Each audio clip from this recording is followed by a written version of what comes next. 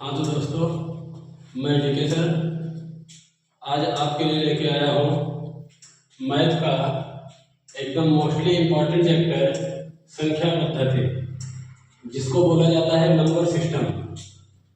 आज के टाइम में ऑल वन डे एग्जाम में नंबर सिस्टम से बहुत ढेर सारे क्वेश्चन उठते रहते हैं। कोई सा ऐसा एग्जाम नहीं होगा जिससे कि नंबर सिस्टम से कोई क्वेश्चन ना आए, इसलिए हम लोगों को नंबर सिस्टम पढ़ना बहुत ज़रूरी है। तो नंबर सिस्टम का सबसे बेसिक पार्ट है कि नंबर सिस्टम में क्या क्या आता है, कैसी संख्याएं होती हैं, किस प्रकार की संख्याओं को हम क्या लिख सकते हैं, यही सब के बारे में आज हम लोग पढ़ेंगे। यूट्यूब पे ये हमारा पहला वीडियो जा रहा है, प्लीज़ आप लोग सपोर्ट करिएगा, हमारे इस चैनल को लाइक और सब्सक्राइब करिएगा। तो शुरू करते हैं संख्या पद्धति। संख्या पद्धति का पहला पार्ट है हम लोगों का प्राकृतिक संख्या। तो हम लोग जानेंगे यहाँ से कि प्राकृतिक संख्या क्या होती है। तो आपको बता देना चाहेंगे कि प्राकृतिक संख्या जो होती है वो 1 से लेकर 1, 2, 3, 4, 1 से लेकर इनफाइनाइट तक जितनी भी संख्या होती है वो सब की सब संख्या प्राकृतिक संख्या होती है। 1 से लेकर इनफाइनाइट तक की संख्या जो होती है वो 1 से शुरू होती है। याद रखना है दोस्तों कि प्राकृतिक संख्या हमारी जो होती है वो 1 से शुरू होती है, इनफाइनाइट तक जाती है। इन संख्याओं को हम लोग कहेंगे प्राकृतिक संख्या। फिर दूसरा है पूर्ण संख्या। तो हम लोग यहाँ से देखेंगे पूर्ण संख्या क्या होती है। पूर्ण संख्या भी जैसे प्राकृतिक संख्या है उसी जैसे से होता है पूर्ण संख्या, लेकिन इसमें क्या होता है, पूर्ण संख्या हमारा 0 से स्टार्ट होता है। 0, 1, 2, 3 इनफाइनाइट तक।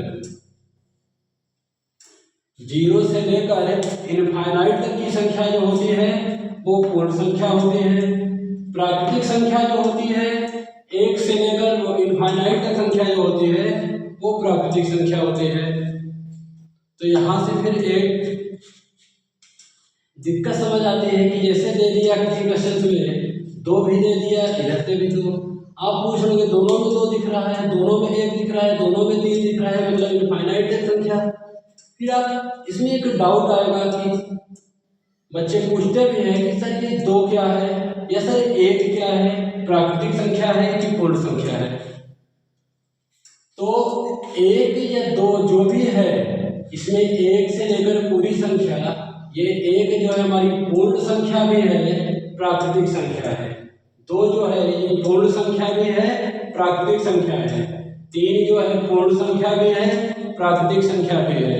4 जो है पूर्ण संख्या है, प्राकृतिक संख्या है।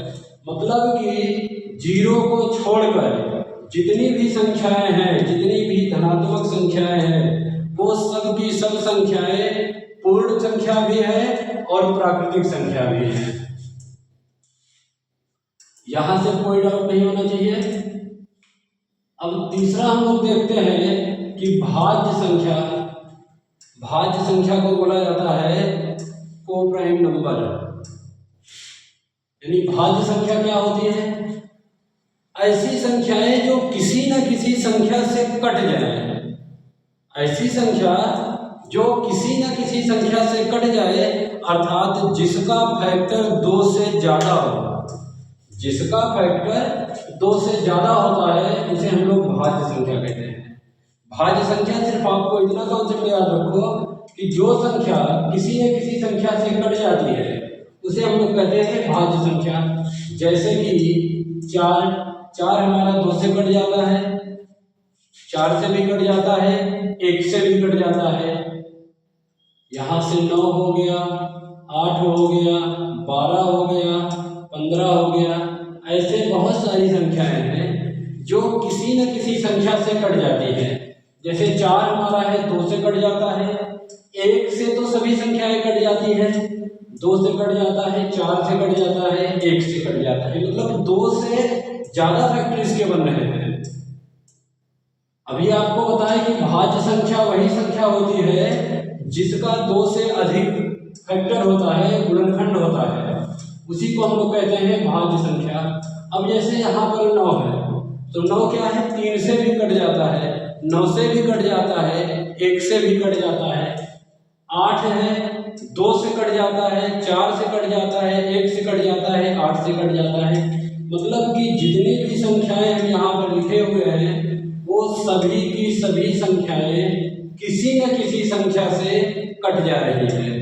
तो जो संख्याएं किसी न किसी संख्या से कट जाती है उसे हम लोग कहते हैं भाज्य संख्याएं। अब तीसरा है अभाज्य संख्या। अभाज्य संख्या को बोला जाता है प्राइम नंबर। ऐसी संख्याएं जिसके 2 फैक्टर होते हैं और उसका HCF 1 होता है, और दोनों जो होता है विषम संख्या होता है, दोनों विषम होना चाहिए। अभाज्य संख्या अर्थात हम लोग कह सकते हैं जो एक और स्वयं के अलावा किसी दूसरी संख्या से नहीं कटती है उसे हम लोग कहते हैं अभाज्य संख्या। ऐसी संख्याएं जो किसी दूसरी संख्या से नहीं कटती है उसे अभाज्य संख्या कहते हैं। वो स्वयं से कटती है या 1 से कटती है, जैसे कि 5, 7, 11, 13, 17, 19, 29, ऐसे बहुत सारी संख्याएं हैं जो कि अभाज्य संख्या है। अब 5 देख लेते हैं। 5 या तो 5 से कटेगा या तो 1 से कटेगा, और किसी अदर नंबर से ये नहीं कटेगा। तो जो संख्याएं किसी अदर नंबर से नहीं कटती है, या तो स्वयं से कटती है या तो 1 से कटती है, उसे हम लोग कहते हैं अभाज्य संख्या। फिर अगला आता है जैसे 7 है, 7 भी किसी से नहीं कटता है। 11 है, 11 भी किसी के टेबल में नहीं आता, मतलब किसी से नहीं कटता है। 13 है, 13 भी किसी से नहीं कटता। 17 है, 17 भी किसी से नहीं कटता। अर्थात ये जितनी संख्याएं हम नीचे लिखे हैं ये सब संख्याएं किसी अदर नंबर से नहीं कटती हैं, तो इसीलिए हम लोग इसको कहते हैं अभाज्य संख्या। अर्थात जो संख्या किसी दूसरी संख्या से नहीं कटती है वो अभाज्य संख्या कहलाती है। फिर अगला आता है बेटा सह अभाज्य संख्या। तो यहां से हम लोग सीखेंगे सह अभाज्य संख्या क्या होता है। ऐसी संख्याएं जो किसी दूसरे नंबर से कट भी सकती है सह अभाज्य संख्या में और नहीं भी कटती है। जैसे विषम संख्या अगर केवल विषम विषम है या केवल अभाज्य अभाज्य है, जैसे 2 हो गया, 3 हो गया, दोनों का HCF 1 है। 2 से ही कटेगा, 3 से ही कटेगा। अब यहाँ हम लोग 5 भी लिख सकते हैं, 7 भी लिख सकते हैं, यहाँ से 4 भी लिख सकते हैं, 5 भी लिख सकते हैं, 9 लिख सकते हैं, 11 लिख सकते हैं। तो ये हमारी सह अभाज्य संख्याएं हैं। अर्थात जो सह अभाज्य संख्या होती है वो किसी अदर नंबर से नहीं कटती है। जैसे 2 और 3 दिया है तो 2 जो होती है वो सबसे छोटी अभाज्य संख्या होती है। जो 2 होता है हमारा वो सबसे छोटी अभाज्य संख्या होती है। कभी कभी क्वेश्चन पूछा जाता है कि कोई सम संख्या बताओ जो अभाज्य भी हो, तो यहाँ से 2 जो है हमारा वो सम संख्या भी है, अभाज्य संख्या भी है। तो 2 जो है सबसे छोटी अभाज्य सम संख्या होती है। जैसे 2 और 3 का HCF अगर हम लोग निकालेंगे, इनकी मासा निकालेंगे तो 1 आएगा, तो इसका सह अभाज्य संख्या क्या हो जाएगा 2, 3। ये सह अभाज्य में 5, 7 का भी HCF 1 होता है, 4, 5 का भी HCF 1 होता है, 9, 11 का भी HCF 1 ही होता है। अर्थात ऐसे नंबर्स का पेयर, ऐसी संख्या का जोड़ा जिसका मासा 1 होता है उसे हम लोग कहते हैं सह अभाज्य संख्या। तो अगला है परिमेय संख्या। तो हम लोग सीखते हैं परिमेय संख्या क्या होता है। लोअर क्लासेज में हम लोग पढ़ते आए हैं परिमेय संख्या को बोला जाता है रेशनल नंबर। अर्थात जिन संख्याओं को हम लोग P/Q फॉर्म में लिख सकते हैं उसे हम लोग परिमेय संख्या कहते हैं। जैसे मान लो 3/4 दे दिया या 3 दे दिया, 5 दे दिया, 4 दे दिया, 2 दे दिया, तो ये सब की सब संख्याएं परिमेय संख्याएं हैं। 0 भी हमारा परिमेय संख्या होता है, 0 जो होता है वो भी परिमेय संख्या होता है। क्यों? और यहाँ पर p मान q के रूप में लिखे और q नॉट इक्वल टू 0, मतलब q का मान नीचे वाली संख्या, हर वाली संख्या 0 नहीं होना चाहिए। अब 0 के मान में हम लोग 1 लिख सकते हैं, जिसे p मान q के रूप में लिख सकते हैं। 3/4 p मान q के रूप में है, 3/1 p मान q के रूप में है, 5/1 मतलब कुछ नहीं तो हम लोग अपान में 1 लिख सकते हैं। अगर अंडर रूट की संख्या किसी संख्या का पूर्ण वर्ग है तो वो भी संख्या परिमेय संख्या होती है। जैसे कि अंडर रूट में 4 दे दिया, अंडर रूट में 4 है तो 4 अंडर रूट में 4 हमारा परिमेय संख्या होता है। अंडर रूट में 4 जो होता है वो परिमेय संख्या होता है। कैसे? क्योंकि 4 जो होता है वो 2 का वर्ग होता है। 4 जो होता है वो 2 का वर्ग होता है, तो इसलिए हमारा जो अंडर रूट में 4 है वो परिमेय संख्या है। अंडर रूट में 9 भी परिमेय संख्या है, अंडर रूट में 25 भी परिमेय संख्या है, अंडर रूट में 81 भी परिमेय संख्या है। मतलब कि अगर अंडर रूट में संख्या किसी का पूर्ण वर्ग है तो वो संख्या परिमेय संख्या होती है। फिर अगला आता है अपरिमेय संख्या। अपरिमेय संख्या क्या होता है? ऐसी संख्याएं जिसे हम लोग p/q के फॉर्म में नहीं लिख सकते हैं। ऐसी संख्याएं जिन्हें हम लोग p/q के रूप में नहीं लिख सकते हैं उसे अपरिमेय संख्या कहा जाता है। जैसे कि अंडर रूट में 3 हो गया, ये अंडर रूट में 3 वाली संख्या ऐसी संख्या है जो किसी का वर्ग नहीं है। अगर रूट की संख्या किसी संख्या का वर्ग नहीं होती है तो वो संख्या अपरिमेय संख्या मानी जाती है। 1/√2 हो गया, अंडर रूट 5 हो गया, अंडर रूट 7 हो गया, अंडर रूट 6 हो गया। ये ऐसी संख्याएं जो रूट के अंदर हो और किसी का वर्ग ना हो। ऐसी संख्या जो रूट के अंदर हो और किसी का वर्ग ना हो वो संख्याएं अपरिमेय संख्या कहलाती है। अपरिमेय संख्या को इंग्लिश में बोला जाता है इरेशनल नंबर। अब आ गया वास्तविक संख्याएं। तो वास्तविक संख्या क्या होता है? वास्तविक संख्या जो होता है इसे इंग्लिश में बोला जाता है रियल नंबर। रियल नंबर जो होता है वो परिमेय और अपरिमेय संख्याओं का ही एक समूह होता है, एक ग्रुप होता है। अर्थात हम लोग कह सकते हैं सभी परिमेय और अपरिमेय संख्याएं वास्तविक संख्याएं कहलाती हैं। जितनी भी परिमेय संख्या होगी या अपरिमेय संख्या होगी वो सब की सब वास्तविक संख्या कहलाएगी। जैसे कि 1/4 हो गया, अंडर रूट में 8 हो गया, 1/5 या 3/2, 4/9, अंडर रूट में 16 ऐसे।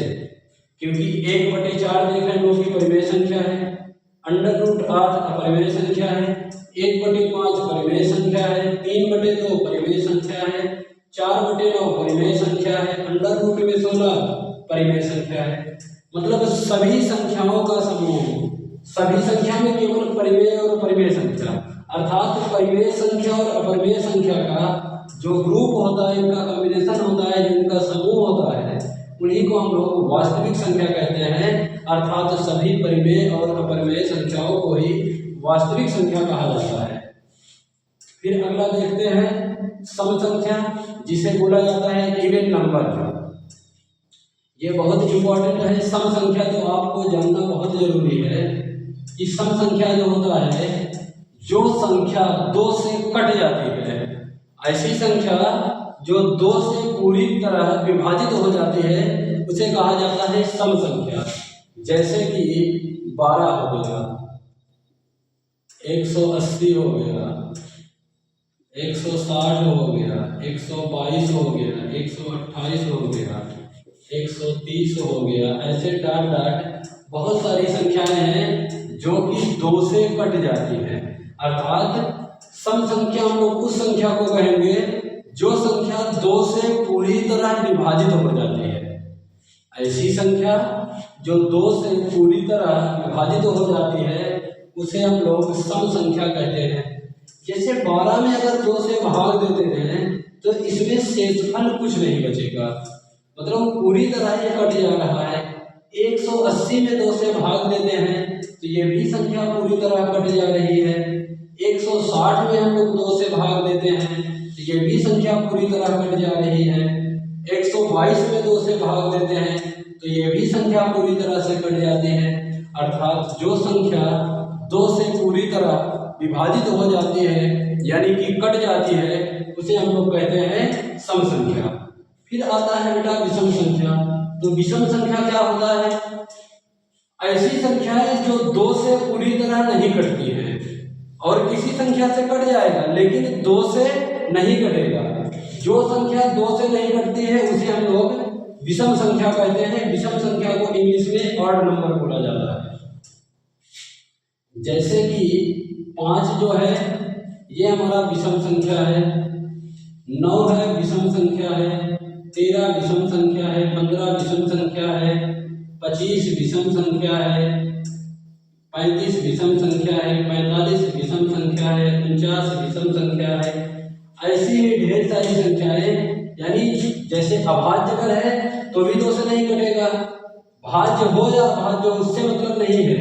केवल हमको चेक क्या करना है कि जो संख्या 2 से पूरी तरह नहीं कटती है, अर्थात अगर हम इसमें 2 से भाग देंगे तो 2 दूनी 4, एक शेषफल रह जा रहा है। 9 में 2 से भाग दे रहे हैं, 2 चौके 8, एक शेषफल बच जा रहा है। 13 में अगर 2 से भाग देंगे तो एक शेषफल, अर्थात 2 से इन सब संख्या में अगर हम लोग भाग देंगे तो प्रत्येक दशा में शेषफल 1 बचेगा। यानी जो संख्या 2 से पूरी तरह विभाजित नहीं होती है उसे हम लोग विषम संख्या कहते हैं। फिर अगला है पूर्णांक संख्या। पूर्णांक संख्या जो होता है वो संख्या क्या होता है कि जैसे कोई संख्या हम लोग संख्या रेखा पर प्रदर्शित कर रहे हैं, यहाँ पर बीच में लिख दिए 0। 0 के दाहिनी साइड जो भी संख्या लिखी जाती है वो सब पॉजिटिव संख्या लिखी जाती है और 0 के बाएं साइड जो भी संख्या लिखी जाती है वो निगेटिव लिखी जाती है। अर्थात हम लोग पूर्णांक संख्या को कह सकते हैं कि सभी धनात्मक और ऋणात्मक संख्याएं जो 0 भी है जिसमें इंक्लूड है, सभी धनात्मक और ऋणात्मक संख्याएं जो होती है वो हमारी पूर्णांक संख्याएं होती हैं। सभी धनात्मक और ऋणात्मक संख्याएं पूर्णांक संख्याएं होती हैं। यहीं से हम लोग का ये संख्या पद्धति का पहला क्लास आज से संपन्न होता है। तो आई होप दोस्तों ये क्वेश्चन सबको समझ में आया होगा। इसके आगे का वीडियो हम लोग पार्ट 2 में लेके मिलते हैं। तब तक के लिए